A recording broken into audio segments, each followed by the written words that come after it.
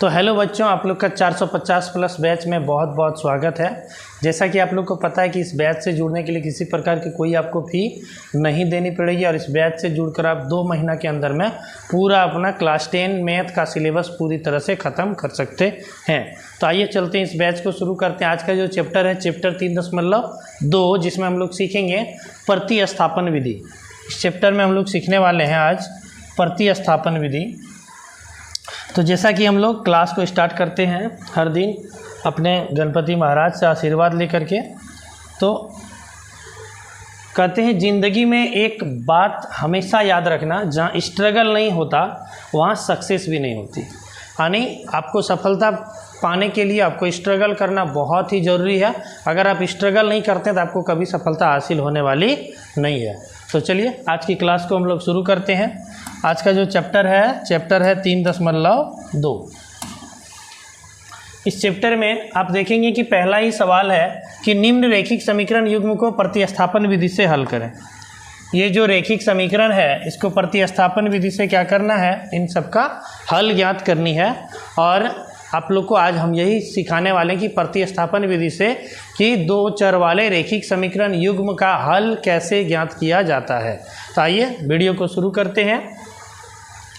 सबसे पहले समझते हैं कि प्रतिस्थापन विधि में आखिर करना क्या पड़ता है हल ज्ञात करने के लिए। इससे पहले हम लोगों ने ग्राफीय विधि के बारे में देखा। ग्राफीय विधि से हम लोगों ने समीकरण को हल किया और ग्राफीय विधि से अच्छी तरह से हमने सीखा। जिन्होंने नहीं देखा, डिस्क्रिप्शन बॉक्स में जाके लिंक है, वहाँ से वीडियो को देख लें। चैप्टर 3.1 जिसमें पूरा वीडियो है 2 पार्ट में बना हुआ है। तो आइए 3.2 शुरू करते हैं। इसमें प्रतिस्थापन विधि से हमें हल ज्ञात करनी है। तो प्रतिस्थापन विधि होता क्या है, तो इस विधि में किसी एक समीकरण से एक चर के मान को दूसरे समीकरण में उस चर के स्थान पर रखते हैं और एक चर का मान ज्ञात किया जाता है। फिर किसी समीकरण में ज्ञात चर के मान को रखने पर अगले चर का मान निकाला जाता है। आइए इसको समझते हैं कि कैसे करना है। तो हमें जो समीकरण दिया है उस किसी एक समीकरण में हमें क्या करनी है, एक चर का मान ज्ञात कर लेना है। यानी जैसे कि किसी समीकरण में x है और y है, तो हम लोगों को या तो x का मान ज्ञात करना है या तो y का मान ज्ञात कर लेना। उसके बाद उस x या y का जो मान हम लोग ज्ञात करेंगे उसको दूसरे समीकरण में अगर हम x का मान फाइंड किए हैं तो x के जगह पर यानी उसी चर के जगह पर रख देंगे। यानी x के जगह पर हम उस चर को मान को रख देंगे। अगर हमने y का मान फाइंड किया है तो y का मान रख देंगे दूसरे समीकरण में। ठीक है, रखते हैं और क्या करते हैं कि एक चर का मान वहाँ से हमको ज्ञात कर लिया जाता है। यानी एक चर का मान हमको वहाँ से मिल जाता है। फिर जब एक चर का मान निकल गया तो उस चर को हम दोनों में से किसी समीकरण में रख देंगे तो दूसरे चर का मान निकल जाएगा। आइए शुरू करते हैं, देखते हैं कैसे बनता है। इतना छोड़िए थ्योरी वगैरह, आपसे थ्योरी नहीं पूछेगा, आपसे सिर्फ बनवाया जाएगा।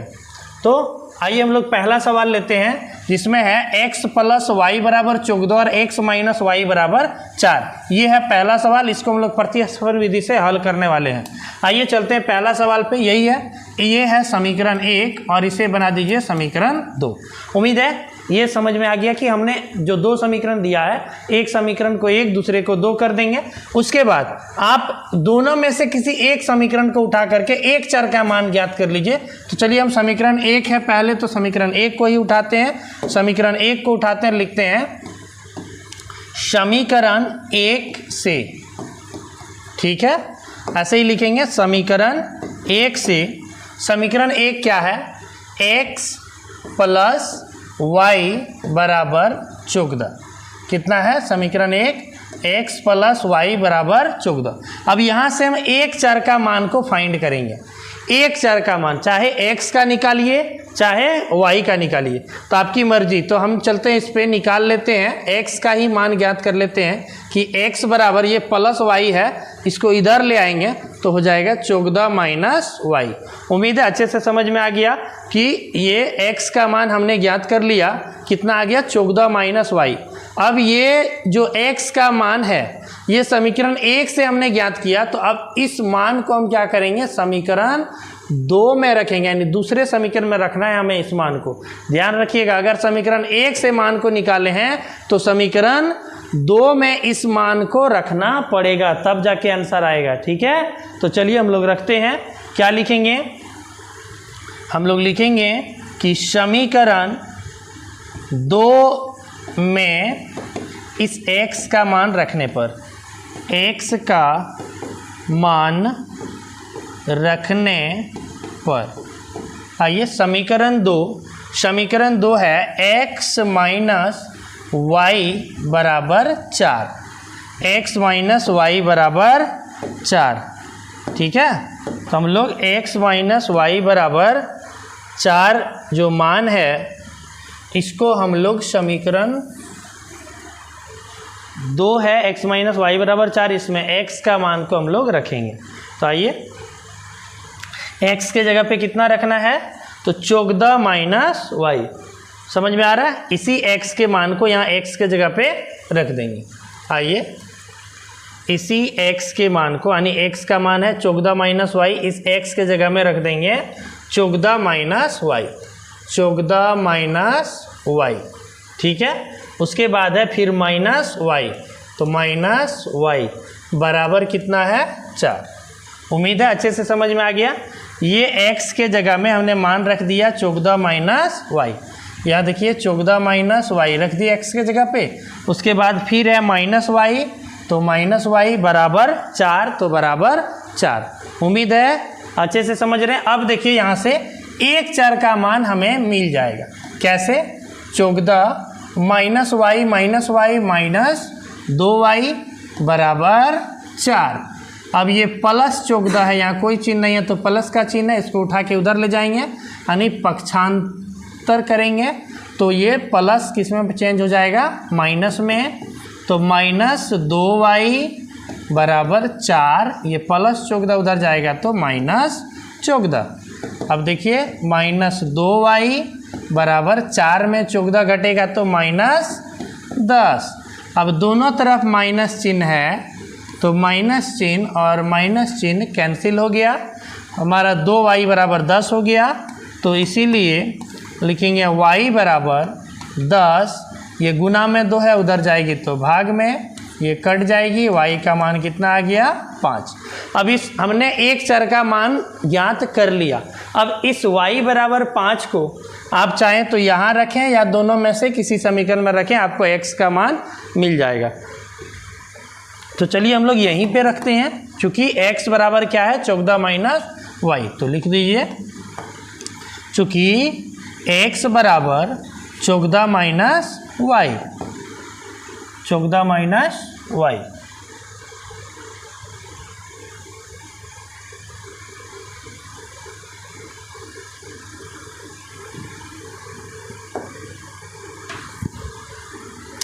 x बराबर 14 माइनस वाई, तो 14 माइनस वाई का मान 5, यानी 14 में 5 जाएगा तो 9, यानी हमारा x का मान 9 और y का मान 5 हमें ज्ञात हो गया। तो लिखेंगे x बराबर 9 और y बराबर 5। ये हो गया हमारा आंसर। उम्मीद है आप लोग अच्छे से समझ गए। आप देख भी सकते हैं 9 और 5 जो निकला जोड़ेंगे तो 9 5 14 और 9 में 5 घटाएंगे तो 4, यानी कि ये हमारा जो मान निकला वो बिल्कुल ही सही है। तो उम्मीद है अच्छे से आप लोगों ने प्रतिस्थापन विधि को सीख लिया। चलते हैं अगले क्वेश्चन पे। अगला जो क्वेश्चन है वो है s माइनस टी बराबर 3, एक का ही 2 नंबर का क्वेश्चन है, और s by 3 plus T by 2 बराबर 6। यानी इसमें क्या है कि ये वाला तो सीधा सीधा है, ऊपरे में खाली है, लेकिन ये बटे वाला जो है ना, इसमें बच्चा लोग परेशान हो जाता है या फंस जाता है। बोलिए ऐसा कि बच्चा लोग इसमें इसको डाउट बना के छोड़ देता है, जबकि इसमें कुछ है नहीं। आप लोग देखिए इसको कैसे हल करना है। तो हमें इसका एलसीएम ज्ञात कर लेनी है, हमें इसका एलसीएम ज्ञात कर लेनी है 3 और 2 का।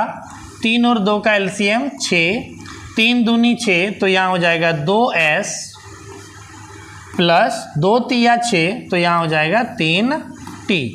क्या हो जाएगा? 3t बराबर इधर 6 है तो 6 के नीचे में कुछ नहीं तो 1 है, तो आप यहाँ पे क्रॉस गुना कर दीजिए।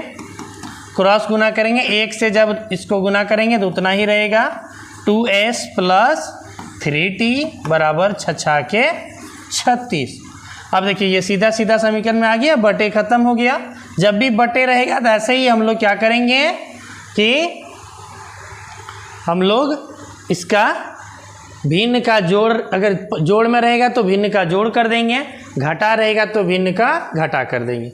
अब ये हमारा समीकरण बनके तैयार हो गया। तो अब ये हो गया समीकरण 1 और ये हो गया समीकरण 2।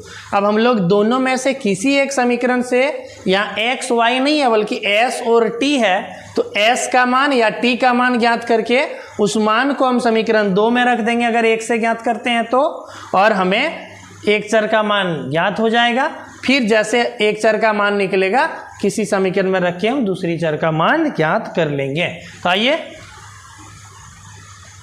क्वेश्चन है, पहला समीकरण है तो लिखेंगे समीकरण 1 से, पहला समीकरण है s माइनस टी बराबर 3। तो यहाँ s का मान हम फाइंड कर लेते हैं। s बराबर माइनस टी है, उधर जाएगा तो प्लस टी, यानी 3 प्लस टी। अब इस s के मान को हम कहाँ रखेंगे, फटाफट से बताइए। ये हमने किससे मान निकाला, समीकरण 1 से, तो हम इस मान को रखेंगे समीकरण 2 में। अच्छे से समझ रहे हैं? आ जाइए, मान को रखिए। क्या लिखेंगे, s का मान, s का ही मान ज्ञात किए ना, लिखेंगे s का मान समीकरण किस में रखने पर, 2 में रखने पर। चलिए s के जगह में, यानी यहाँ पे है समीकरण 2 2s प्लस 3t बराबर 36। तो देखिए s यहाँ 2s है, मतलब 2 से s गुना है ना।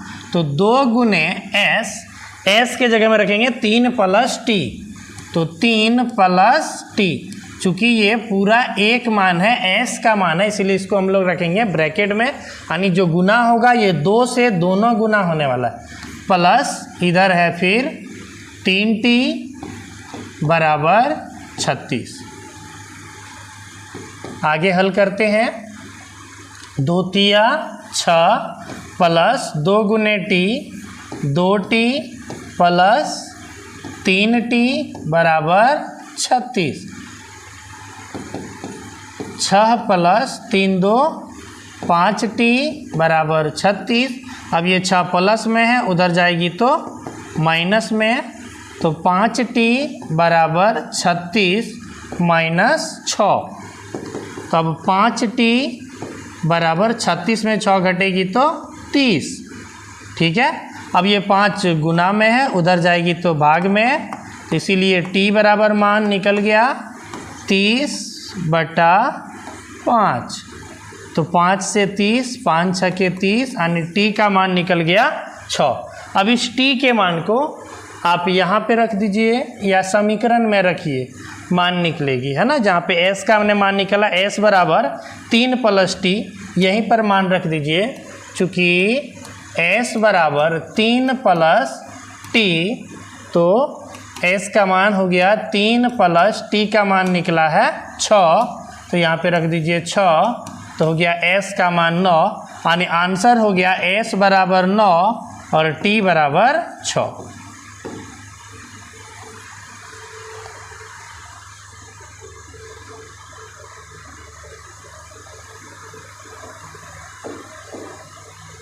चलते हैं अब क्वेश्चन नंबर 3 पे। क्वेश्चन नंबर 3 जरा ध्यान से देख रहे हैं, तो ये जो है ये थोड़ा आपको याद ही रखना पड़ेगा। ऐसा मान लीजिए कि अगर ये सवाल आपको एग्जाम में दे दिया तो इसका हम लोग हल प्रतिस्थापन विधि से नहीं निकाल सकते। क्यों नहीं निकाल सकते, हम लोग उसी रेखिक समीकरण का, वही 2 चर वाले रेखिक समीकरण का हल ज्ञात करते हैं जो क्या होता है, जिसका एक हल होता है, यानी जो प्रतिच्छेद होता है, यानी इसका एक हल निकलता है तो हम लोग x और y का मान फाइंड वहाँ पे कर लेते हैं। लेकिन अगर आप लोग को बताए थे कि अगर समांतर होगा तो उसका तो निकलेगा ही नहीं, और यदि संपाती हो जाएगा, अगर संपाती हो जाएगा तो इसका एक हल नहीं बल्कि अनेक हल निकलने वाला है, यानी इसका हर एक बिंदु एक हल होता है। इसीलिए हम लोग सिर्फ और सिर्फ किसका हल निकालते हैं, प्रतिस्थापन विधि से या किसी भी विधि से जो प्रतिच्छेद होता है, यानी जिसमें a1/a2 का तुलना करते हैं b1/b2 के साथ और वो बराबर नहीं होता है ना। ऐसी स्थिति में प्रतिच्छेद होते हैं और इसी का हल ज्ञात किया जाता है। तो इस क्वेश्चन में हम लोग देखते हैं कि सबसे पहले इसको बराबर 0 में लिख लीजिए, जैसा कि रैखिक समीकरण होता है जिस रूप का, ये वाले को लिख लिया हमने, 3 को इधर लाया। इसको लिखेंगे 9x - 3y - 9 बराबर 0। अब हम लोग याद करेंगे a1/a2 यानी 3/9, यानी ये कट जाएगा तो 1/3। इसके बाद ज्ञात करेंगे b1/b2 या -1 या -3 तो -1/-3, यानी इसका भी मान निकल गया 1/3। और c1/c2, c1 का मान देख लीजिए कितना है -3 और c2 का मान -9, तो -3/-9, माइनस से माइनस कैंसिल, 3 एकम 3, 3 तिया 9। अब क्या देख रहे हैं कि सभी का मान 1/3 आ गया, यानी क्या हो गया a1/a2 बराबर हो गया b1/b2 और c1/c2 भी बराबर है। तो ऐसी स्थिति में क्या होती है, समपाती हो जाती है, यानी इसका एक हल निकलेगा ही नहीं बल्कि इसका अनेक हल निकलने वाला है। यानी हम लोग इसमें क्या लिखेंगे, चूँकि इसमें a1/a2 बराबर b1/b2 बराबर c1/c2 है, इसीलिए इसके अपरिमित रूप से अनेक हल है और ऐसा करके हम लोग निकल जाएंगे। अगले क्वेश्चन पे आते हैं, क्वेश्चन नंबर 4 पे। अब देखिए ये पॉइंट वाला है, पॉइंट वाला अगर हम पॉइंट को लेकर के ही अगर हम बनाएं तो बहुत ज़्यादा लंबा बनेगा भी और बहुत ज़्यादा समय भी लेगा, है ना। तो हम लोग पॉइंट को सबसे पहले हटाने का कार्य करेंगे। देख रहे हैं कि हर जगह, यानी जहाँ भी देख रहे हैं सब जगह एक अंक के बाद क्या है, पॉइंट है। तो एक अंक के बाद पॉइंट है, मतलब उसको पॉइंट को हटाने के लिए हमको 10 से गुना करना होगा। कितना से गुना करेंगे, 10 से गुना करेंगे तो एक अंक दशमलव आगे चल जाएगा, मतलब सभी का दशमलव आगे चल जाएगा और दशमलव खत्म हो जाएगा। तो समीकरण 1 को और समीकरण 2 दोनों को आप 10 से गुना कर दीजिए, ठीक है। सबसे पहले क्या लिखेंगे, समीकरण 1 गुने 10 तथा समीकरण 2 गुने 10 करने पर, चलिए समीकरण 1 समीकरण 2 दोनों को आप 10 से गुना कर दीजिए। तो 0.2 को जब हम 10 से जब हम गुना करेंगे, 0.2 को 10 से गुना करेंगे तो एक अंक दशमलव आगे चल जाएगा, अर्थात हो जाएगा 2, है ना। 2.0 यानी इसको 2 ही लिखेंगे। तो ये जो समीकरण है ये बदल जाएगी 2x प्लस ये हो जाएगी 3y बराबर 13, ठीक है।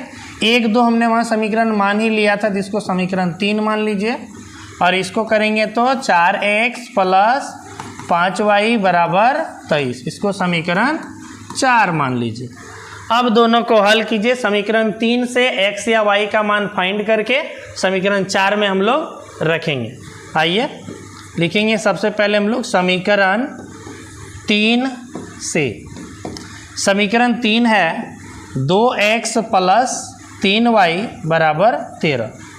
इसमें हम लोग मान ज्ञात करेंगे, इसमें हम लोग मान ज्ञात करेंगे, x का ही निकाल लीजिए, यानी 2x बराबर 13, ये प्लस 3y उधर जाएगी तो माइनस 3y। अब ये 2 यहाँ गुना में है, इधर जाएगी तो भाग में, यानी x का मान निकल गया 13 माइनस 3y बटा 2। अब इस x के मान को समीकरण 3 से हमने ज्ञात किया तो समीकरण 4 में रख देंगे, ठीक है। तो चलिए क्या लिखेंगे हम लोग, x के मान को x के मान को समीकरण 4 में रखने पर आइए समीकरण 4 क्या है उसे पहले लिख लीजिए। 4x + 5y बराबर 23, ये है समीकरण 4। इसमें x का मान रखना है 13 - 3y बटा 2। तो चलिए रख दीजिए 4 गुने x के जगह पे रखेंगे 13 - 3y बटा 2, और ये पूरा एक ही मान है तो इसे हम ब्रैकेट में रखेंगे, अर्थात 4 से जो गुना होगी ये पूरा गुना होगी, है ना। आगे है प्लस 5y बराबर 23। चलिए 4 से गुना कीजिए, 13 चौके 52 माइनस 4 तिया 12y बटा नीचे में 2। अब देखिए बहुत कोई क्या करता है कि यहाँ 4 को 2 से गुना कर देता है, जबकि 2 नीचे में और 4 ऊपर में। भले हम 2 से 4 को कटा सकते हैं, ठीक है, 2 से 4 को आप कटा सकते हैं। प्लस 5y बराबर 23, ठीक है। अब इसके नीचे में कुछ नहीं तो 1 है, ठीक है।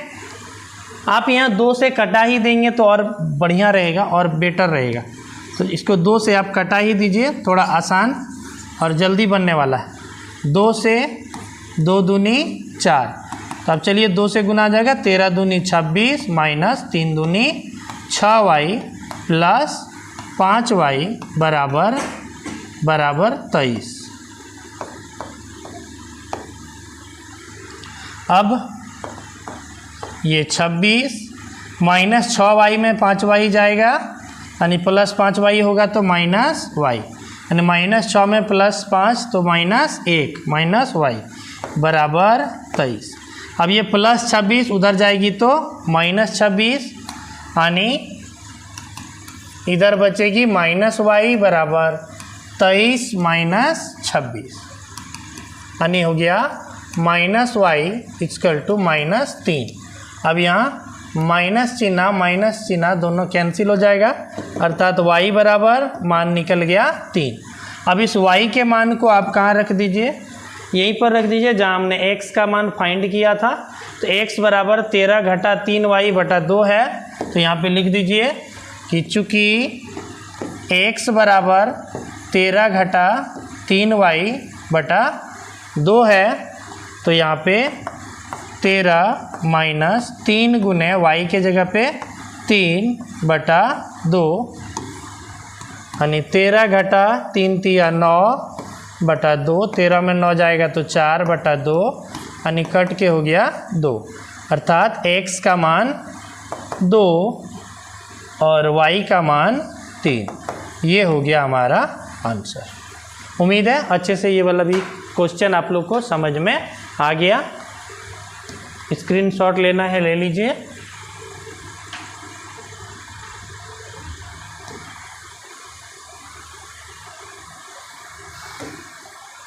आगे चलते हैं क्वेश्चन नंबर 5 पे।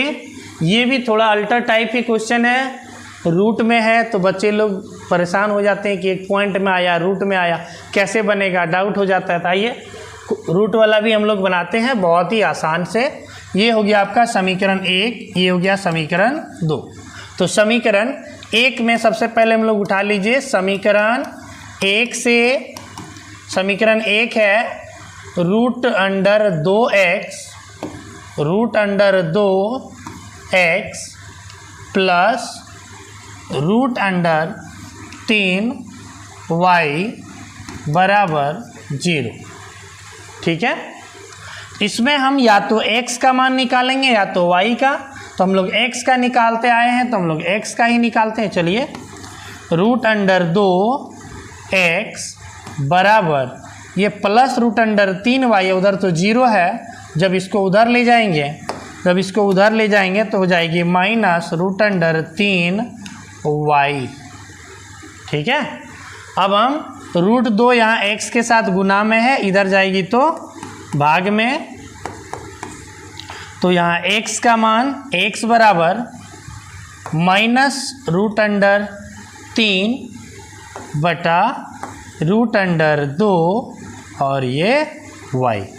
ठीक है, अब इस x के मान को हम लोग समीकरण 2 में रखेंगे, यानी पुट कर देंगे समीकरण 2 में इस x के मान को, क्योंकि हमने इसे समीकरण 1 से ज्ञात किया। ठीक है, तो आइए लिखेंगे हम लोग x का मान समीकरण किस में रखने पर, 2 में रखने पर, समीकरण 2 में रखने पर, तो समीकरण 2 में हम लोग x के मान को रखेंगे। समीकरण 2 है √3 x माइनस √8 y बराबर 0। तो चलिए x के जगह में हम लोग मान रखिए √3 गुने x के जगह में √3 बटा √2 y, √3 माइनस में है तो माइनस √3 बटा √2 y। ठीक है, उसके बाद है माइनस √8 y बराबर 0। तो आइए यहाँ √3 से √3 गुना होगी तो 3 और माइनस चिन्ह है तो -3। उसके बाद नीचे में है बटा √2 y माइनस 8 का 8 इधर है √8 y बराबर 0। अभी 8 के नीचे में कुछ नहीं है तो क्या है, 1 है। 8 के नीचे में कुछ नहीं है तो क्या है, 1 है। अब इसको हम लोग क्या करेंगे, भिन्न का घटा करेंगे। सबसे पहले एलसीएम ज्ञात करेंगे, √2 और 1 का √2 आने वाला है, √2 से √2 एक बार में, 1 से गुना करेंगे तो -3y माइनस 1 से √2 बार में, यानी √2 से गुना होगी तो √2 और √8 तो √8 दूनी 16y बराबर 0 और √16 का वर्गमूल 4 होता है। तो आइए -3y माइनस 4y बटा √2 बराबर 0। ठीक है, आगे चलते हैं। अब यहाँ पर -3y और -4y हो गया -7y। ठीक है, तो लिखेंगे -7y बटे √2 बराबर 0। अब 0 के नीचे में कुछ नहीं है तो नीचे में कितना है, 1 है, क्रॉस गुना कर दीजिए।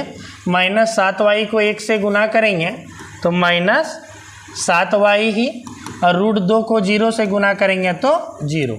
इसीलिए y बराबर 0/-7, और -7 से 0 में जब भाग करेंगे तो 0 ही आएगी। ठीक है, अब y का मान 0 निकल गया, तब हम y के मान को यहाँ पे मान रख देंगे, x जहाँ पे हमने निकाला है तो हमारा x का मान ज्ञात हो जाएगा। तो x बराबर है -√3 बटा √2 y।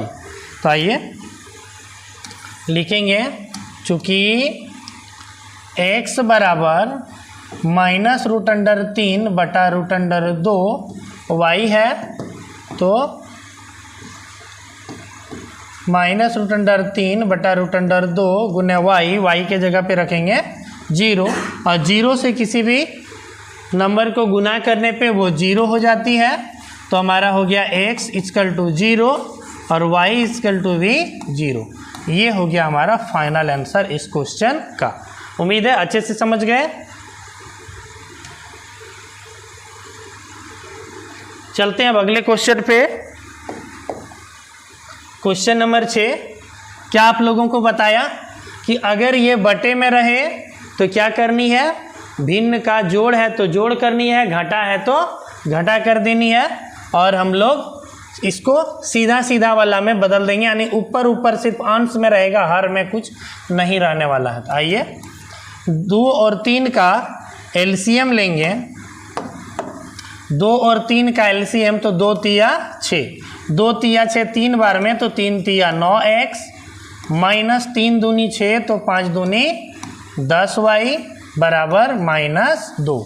अब इसके नीचे कुछ नहीं है तो 1 है, क्रॉस गुना कर दीजिए। जब हम 1 से इसको गुना करेंगे तो उतना ही रहने वाला है, और 6 से गुना करेंगे 6 दूनी 12 माइनस है तो -12। ये हो गया हमारा समीकरण 1 बना दीजिए। इसको भी सेम इसी तरह हल कीजिए। जब हम एलसीएम लेंगे 3 और 2 का 6, 3 दूनी 6 यानी 2x प्लस 2 तिया 6, 3y बराबर 13/6। आप लोग को पता होना चाहिए कि अगर बीच में बराबर का चिन्ह रहे और दोनों तरफ बटे वाली संख्या तो क्रॉस गुना होता है। और एक चीज़ कि यहाँ पर ऊपर ऊपर अगर कुछ कट रहा है या नीचे नीचे तो हम उसे कटा सकते हैं। ठीक है, 6 और 6 नीचे नीचे मिल रहा है तो हम उसको कटा देंगे। ऐसा क्यों होता है? क्योंकि जब हम गुना करेंगे 13 को 6 से इसको तो दोनों एक दूसरे का भाग में आएगा तो दोनों कट ही जाएगा, तो यहीं पे हम लोग कटा देते हैं। तो हो गया 2x प्लस 3y बराबर 13, ये समीकरण 2। अब समीकरण 1 से मान निकालिए x या y का, उसको समीकरण 2 में रखेंगे। तो चलिए लिखेंगे समीकरण 1 से। समीकरण 1 है 9x घटा 10y बराबर -12।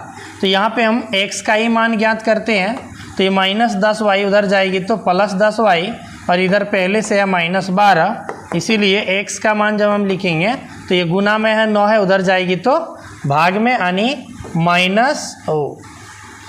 10y -12 भागा कितना होने वाला है 9। अब इस मान को x के मान को हम लोग क्या करेंगे, समीकरण 2 में रखने वाले हैं। तो आइए हम लोग लिखेंगे कि x का मान जो है इसे समीकरण 2 में रखने पर, ये समीकरण 2 है तो हम लोग क्या लिखेंगे यहाँ पे, या लिखेंगे x का मान समीकरण 2 में रखने पर। ठीक है, तो समीकरण 2 है 2x प्लस 3y बराबर 13। तो आइए हम लोग x के जगह में रखते हैं मान 10y -12/9। तो 2 गुने x का मान रखिए 10y -12/9। अब ये पूरा 1 है तो इसे ब्रैकेट में रखिए, प्लस फिर है 3y बराबर 13। अब देखिए 2 से 9 कटने वाला नहीं है तो आपको यहाँ गुना करना ही पड़ेगा। तो चलिए गुना कर दीजिए, 10 दूनी 20y -12 दूनी 24 भागा 9 प्लस 3y के नीचे हम कुछ नहीं तो 1 है बराबर 13। अब हम लोग क्या करेंगे कि अब यहाँ पे हम लोग भिन्न का जोड़ करेंगे इन दोनों के बीच में। तो चलते हैं हम लोग आगे पेज पे, 20y घटा 24/9, तो यहाँ लिख लीजिए 20y घटा 24/9 प्लस 3y बराबर 13। एलसीएम ले लीजिए, 1 और 9 का एलसीएम 9, 9 से 9 एक बार में, तो ये 20y -24 ही रह गया, प्लस 1 से 9 बार में तो यहाँ 9 तिया 27y बराबर 13।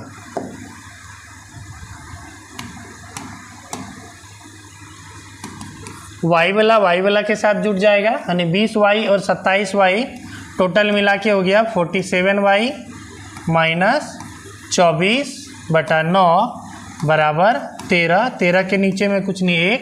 अब बटे वाली संख्या दोनों तरफ, बीच में बराबर का चिन्ह तो क्रॉस गुना कर दीजिए। 1 से जब इसको गुना करेंगे तो सेम इतना ही रहने वाला है, 47y -24 बराबर 13 गुना 9 तो 117। ठीक है, अब -24 को उधर संख्या को ले जाएंगे तो +24 यानी 47y बराबर 117 माइनस +24। तो यहाँ पे 47y बराबर 117 और 24, 7 4 11 की 1, 2 1 3 और 1 4 और 1 की 1, ठीक है 141। तब y बराबर 141 भागा 47, गुना में है तो उधर जाएगी तो भाग में। 47 से जब हम भाग देंगे तो ये 3 बार में पूरी तरह से कटने वाला है, यानी y का मान 3। अब इस y के मान को हम लोग यहाँ पे रख दीजिए x के जगह में। x का जो हमने मान यहाँ पे फाइंड किया है 10y माइनस 12, 10y माइनस 12 बटा 9 यहाँ पे रख दीजिए। तो चलिए रखते हैं x बराबर 10y माइनस 12, चूँकि x बराबर 10y माइनस 12 बटा 9 है तो यहाँ पे हम लोग रखेंगे 10 गुने y के जगह पे 3 माइनस 12 बटा 9, यानी 10 तिया 30 घटा 12 बटा 9, यानी 30 में जब 12 घटेगी तो हो गया 18 बटा 9, यानी 9 से 18 कटने वाला है 2 बार में, यानी x का मान निकला 2 और y का मान निकला 3। तो हम लोग लिखेंगे x बराबर 2 और y बराबर 3। ये हो गया आपका फाइनल आंसर इस क्वेश्चन का। और ये आपका 1 नंबर का अंतिम क्वेश्चन था।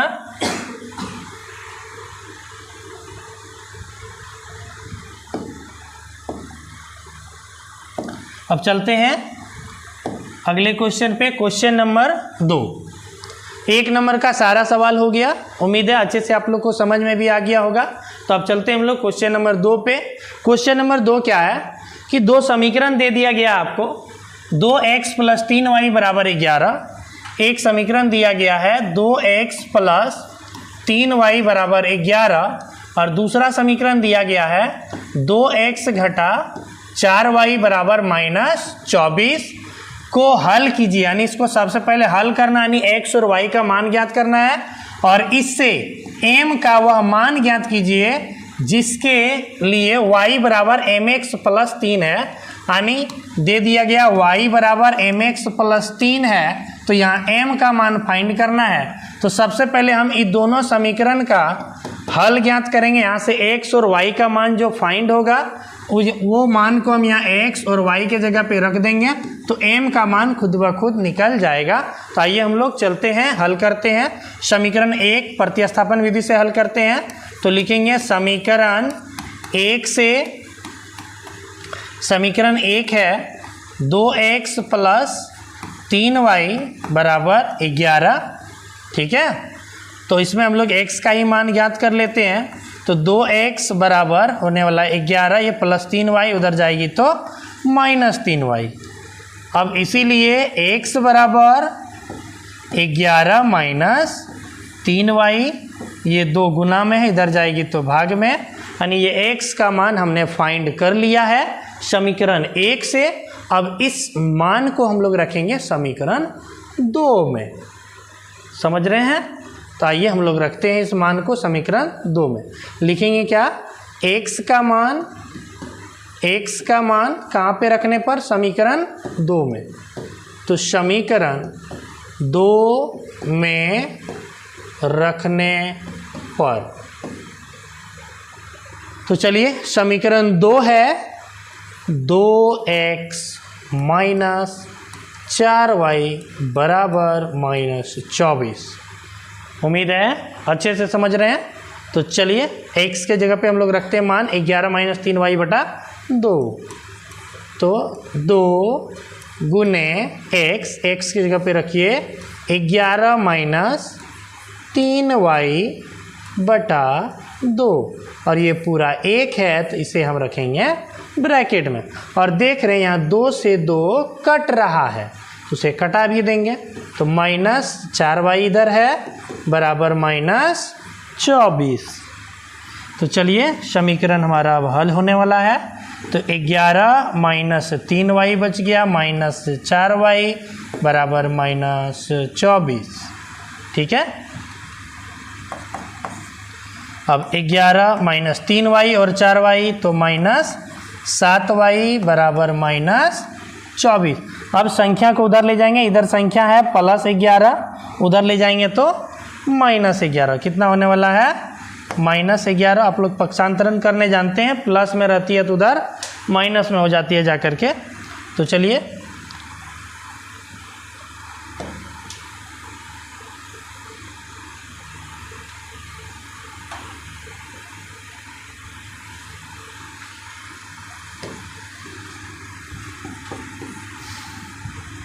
इधर बचेगी माइनस 7y बराबर माइनस 24, ये प्लस 11 उधर जाके माइनस 11 होने वाली है।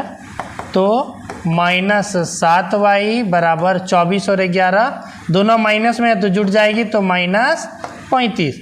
अब दोनों तरफ माइनस चिन्ह है तो माइनस से माइनस को कैंसिल कीजिए तो y बराबर, अब ये 7 गुना में उधर जाएगी तो भाग में, तो लिखेंगे y बराबर, इसीलिए y बराबर क्या होने वाला है 35 भागा 7, 7 पचे 35 यानी y का मान ज्ञात हो गया 5।